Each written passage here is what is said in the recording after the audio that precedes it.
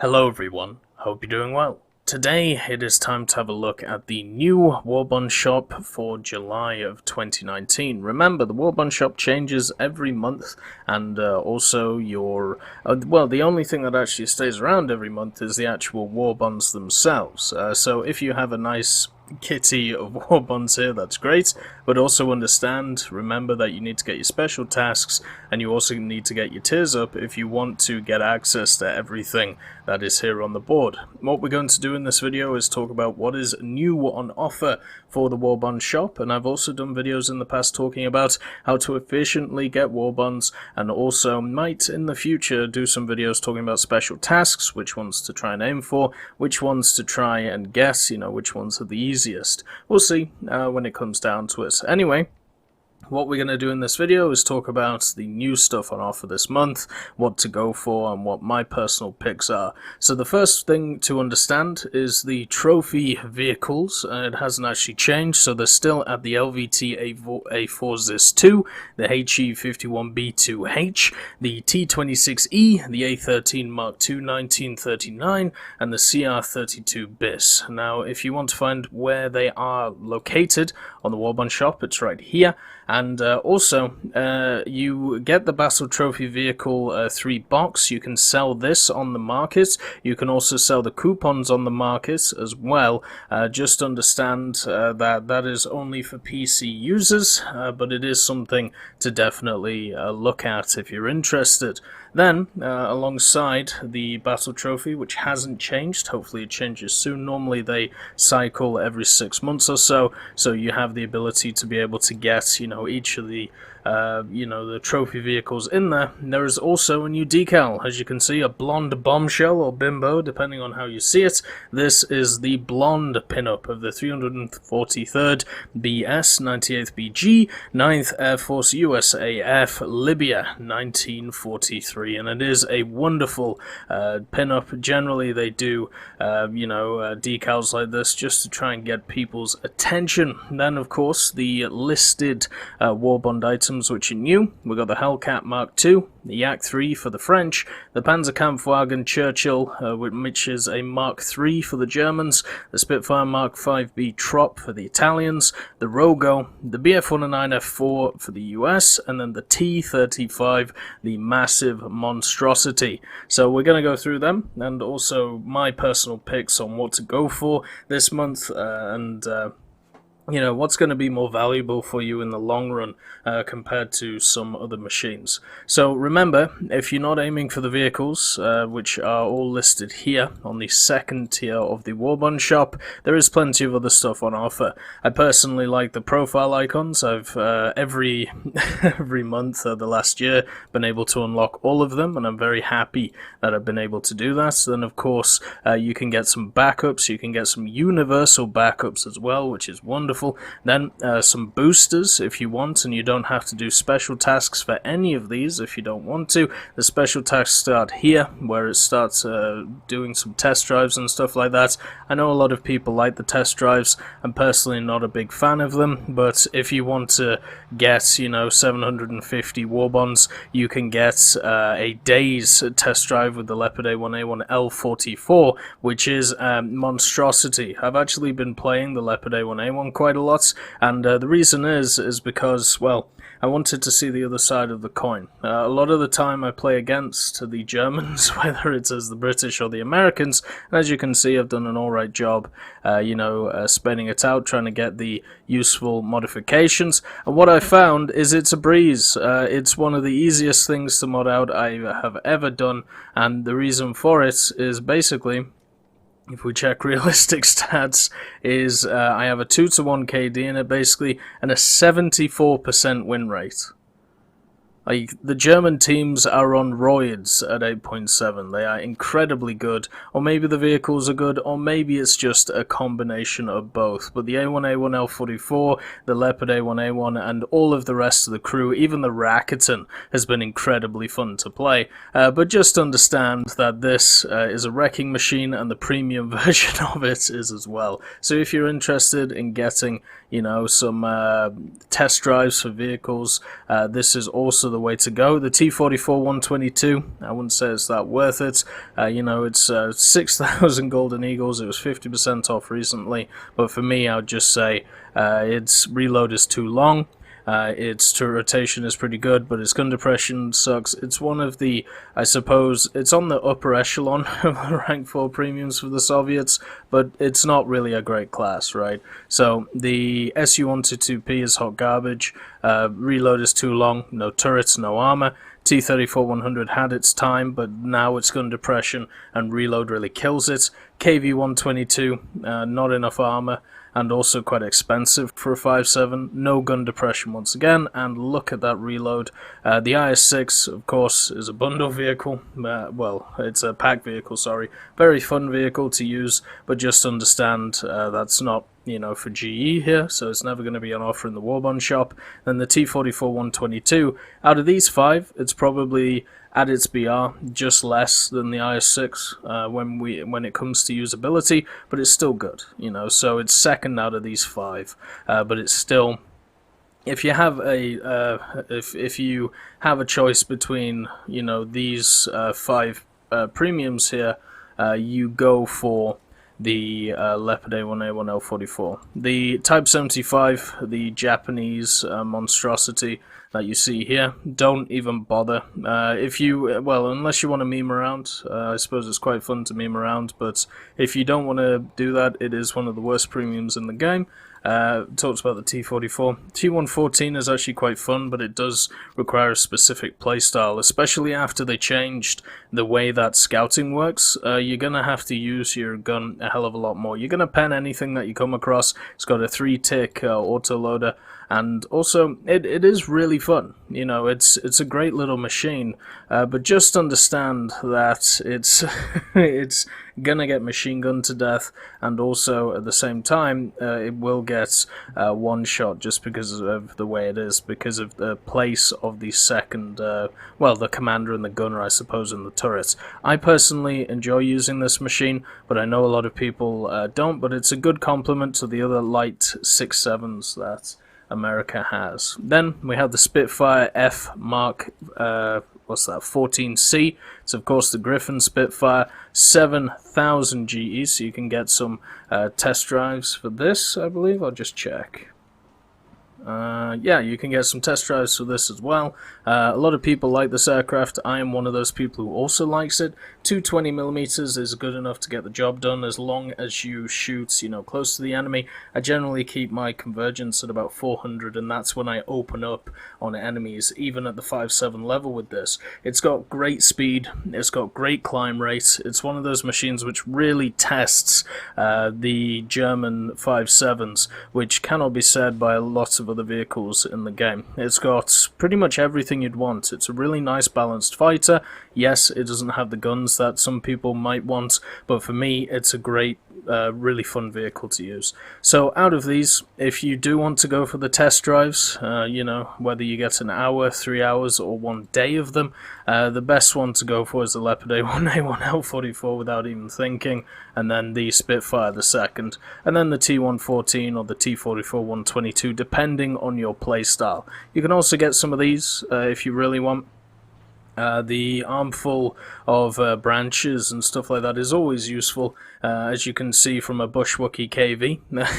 It's all of these branches and stuff I've got through the Warbond shop, so you know, it shows that you can easily get them over time. And then of course, if you're missing out on some of these decorations as well and you want to get your hands on them, this is the place to do it as well. So those are the extras. Let's talk about the vehicles. The first vehicle that is on offer for 3,400 tickets, so this is the highest out of all of them, is the T-35. It's the big monster. It's a battle rating 1.3. It's one of the landships that you get at lower tiers, and it has access to a ton of weaponry. You've got 2 45mm on this, 1 76mm, and 5 7.62mm machine guns. So pretty much wherever you're looking, you're going to be able to get a 45 and a 76 shooting at the enemy at once. And this is the the 76 that you find on the T28 or the T26-4, I believe it's called, you know, the short derp gun, and then the 45, which is on the BT. So you've got some really nice, guns here. Even though the 76 has low penetration, only about 37 to 30, the main thing you need to understand from the from the 76, I should say, which is the top one here, is at 1.3 you're not going to be running into a lot of targets which are going to, you know, have that much armor. So it's going to do some damage, and the main penetration is coming from this BR240 round, which you should be using because it has a bit of HE filler instead of just the AP. And it's got 69mm of pen. That'll be easily enough to take on anything that you fight at this level. The only thing you'll struggle in this machine against is something like a B1 BIS with its frontal armor, and even then you'll be able to survive a ton of shots. The armor on this Landship isn't great, you know, 30mm or even 20 on the turret. Its survivability comes from the amount of crew that it has and the also size of it. So one of the things about the T-35 is it has 10 crew members, and they're all sat all over the place. As you can see, 2 man per gun on the 45, and then you got 3 in the turret, and then even 2 sat back here, and even 1 man on the machine gun in the 7.62 back here. So the reason why the T-35 is so dangerous is not just because of its firepower, which is great, and also its reloads, which is great because of the amount of, you know, gunners and loaders that you have.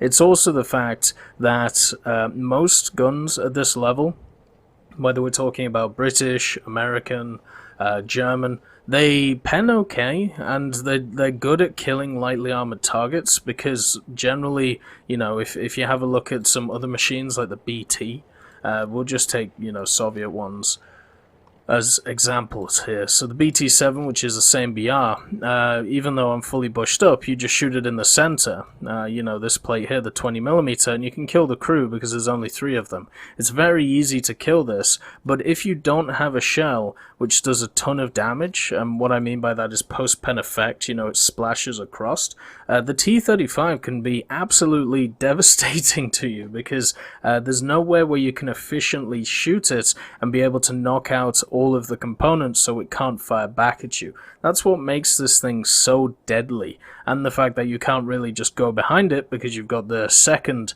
turret right here, which will just rip you apart. So the T-35, out of all of the Landships in War Thunder, is, well, easily the best. The only one which even comes close is the SMK, and the SMK is 3.7, way too high of a BR for what it is, because of the fact that it just has a little bit of armor here and there, doesn't make it that good. So yeah, it's kind of nice to see this T-35 in the list, but also understand that this machine is very good at what it does at 1.3. Some may call it overpowered. I'm not one of those people. Maybe if you see a whole team of them, it might be time to change my tune.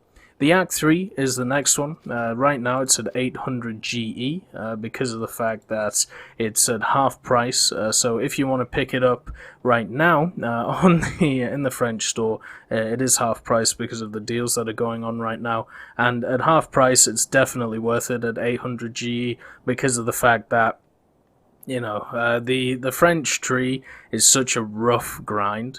From the D520 MB157, the VBs, when stock, struggle. Then the F6F5N stock struggles. The only real gems of this are the VG33, the F6F5, which is still past its heyday, and then the P63C, which is wonderful.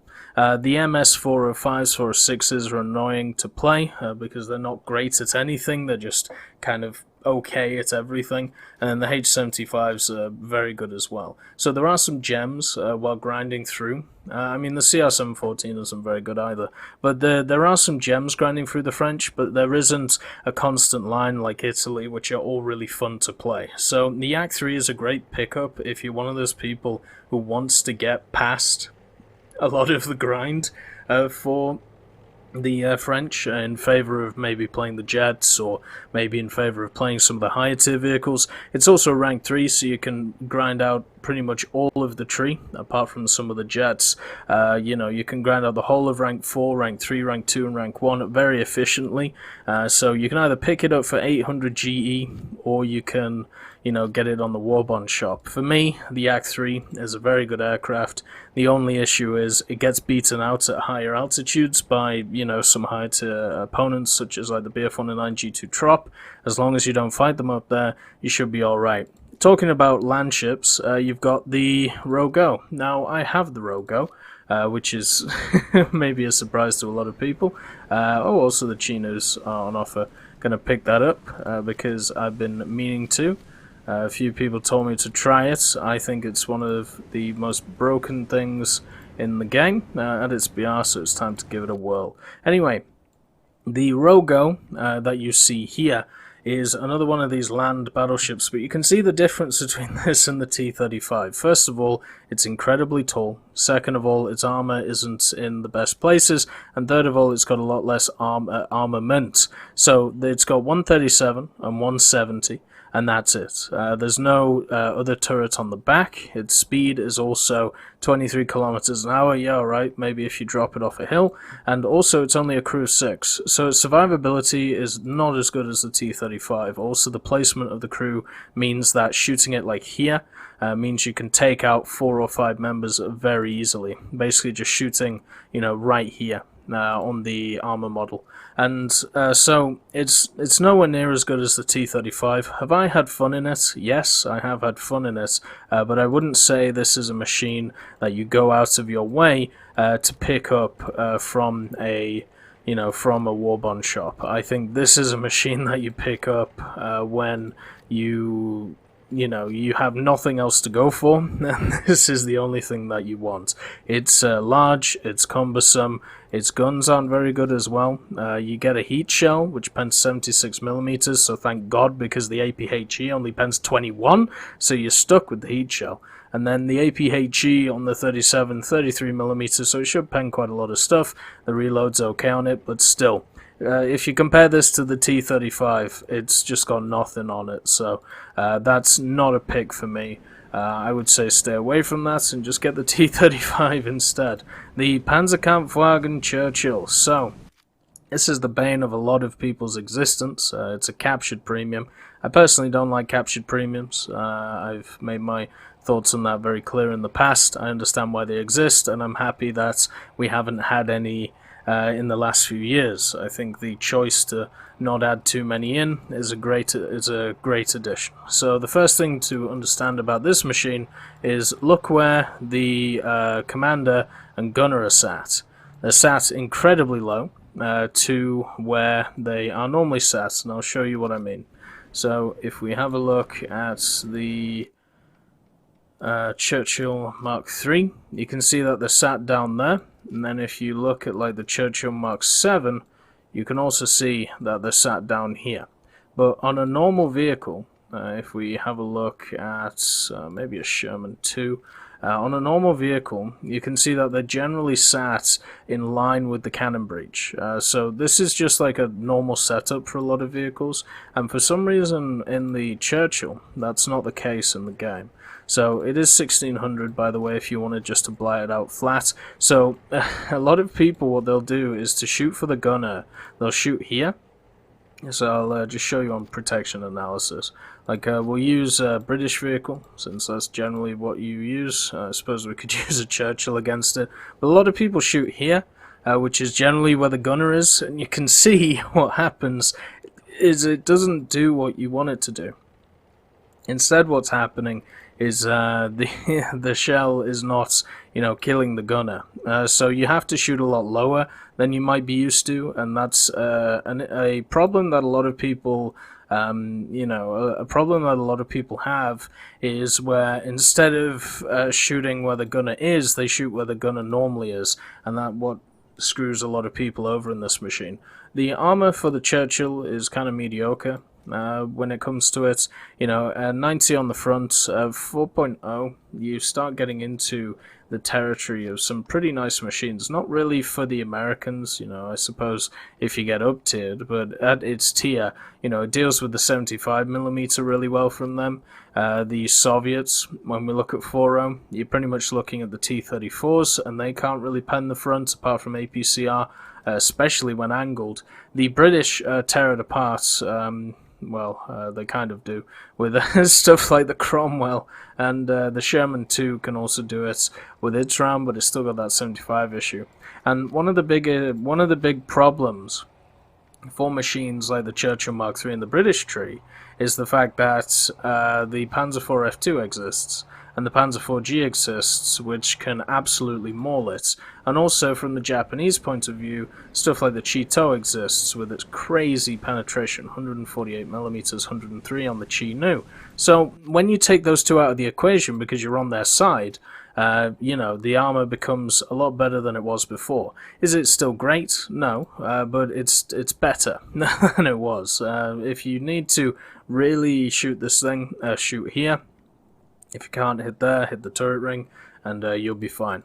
I think it's a good vehicle. It's not going to win you matches because it's too slow, but overall, I like it as a British vehicle. I wish it wasn't a captured vehicle, but it slots really well into the 4.0 lineup that Germany has. The Panzer IV-G, of course, the Mk.V.1b monstrosity, then you've got the Panzer IV-J if you like hand-crank turrets, and also the 88mm Flak 37, so, and the Stug 3G. So you've got a really powerful lineup at 4.0, and what it's missing is a 4.0 heavy, so this is your chance to fill that lineup and pick up the Churchill. And if you don't have that, well, you know, the Mk.V.1b may come back at some point. Hopefully it never does. Then, the next vehicle on offer is the Bf-109F4. So this is an American captured plane of German descent, and the difference between the normal Bf-109F4s that you'll be used to and this F4 is that it doesn't get access to secondaries. It only gets access to the bog standard at 120mm and two 7.92s. Now, because of the change to the MG151 a while back, this is completely fine. You know, it's definitely got enough power to be able to annihilate anything that it comes across. And also it can catch a lot of people off guard who are playing German that they're playing against the Bf-109F4. One of the things that a lot of German players are used to is outclimbing, you know, the enemy. Well, the Bf-109F4 for the Americans means that, you know, German players can't just outclimb it. So therefore, what happens is you have a situation where you can be in areas where a lot of the people you're facing don't normally see you in. Now, it does suffer, at least in my opinion, compared to the normal F4 not having the secondary armaments. I think it does make quite a big difference, especially now that naval and ground are becoming large game modes. So therefore this is a strictly aerialistic machine, or an air dominance machine, and if you're alright with that, then yeah, cool. But 4.0, you don't really have that many options for the Americans. You have the P61, which with its radar is very fun, with also the P63s, which are also fun to use, but at rank 3 it can, you know, research a ton of rank 4s and everything else at a good whip. I personally would say it's a good aircraft.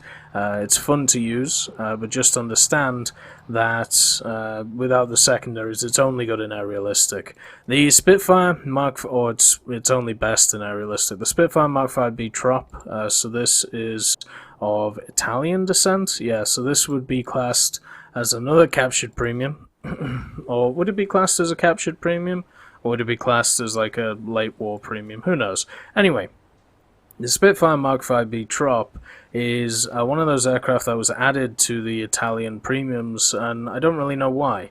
It is a good aircraft. You know, the Mk.Vb Trop, the only real issue with it is that it loses a lot of energy in the turn, so if you're going to commit to a turn fight, you're going to have to know that, you know, you're not coming out of it with a ton of speed. If you are diving on an enemy, you better understand that you, as an individual, have got to kill that enemy quick, otherwise you are going to lose all of your energy. The dive is not great on it, but the climb rate is good.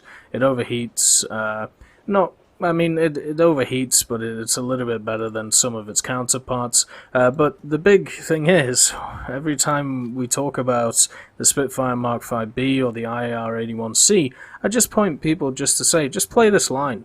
It's one of the funnest lines in game when it comes to, aircraft. It's really fun to spade out. You know, the C202s, C205s, the G55s. Yeah, some of them have crazy repair costs, and you know why they have crazy repair costs? Because they're incredibly good. They are really fun to fly. So instead of trying to skip them with a Spitfire Mk.Vb at 3.3, why not just play through them? You know, and if you want it for, you know, a 3.3 lineup on the ground, well, just take the C202 EC. Now, there's so much more better options. I mean, you have a pretty good 3.3 lineup. You know, two P40s, the M42 Contrario, you know, the 75. Oh, sorry, the 105-25. So there's a decent 3.3 lineup there. But just understand, like, just play this line. You'll have so much fun with it. Even to the G91s, which are also incredibly fun. So the Spitfire, even though it's pretty good, it loses too much energy, and also because of the fact that the line's good, this isn't really needed. I wouldn't say. I'd say just play the Italian fighter line. It's one of the best in the game. Then we've got the Hellcat Mk.II, which is the last one. The Hellcat Mk.II, obviously being the British version of the F6F Hellcat. You can find it right here in the rank 3, bats rating 3.7. And what is nice about it is it actually does get all of its secondary armaments. So it's good in naval, it's also good in ground realistic because of the fact it has the bombs and the torpedoes, and also it's a very competent fighter. 650 cals, you can never go wrong with that. It also has some skins to work out.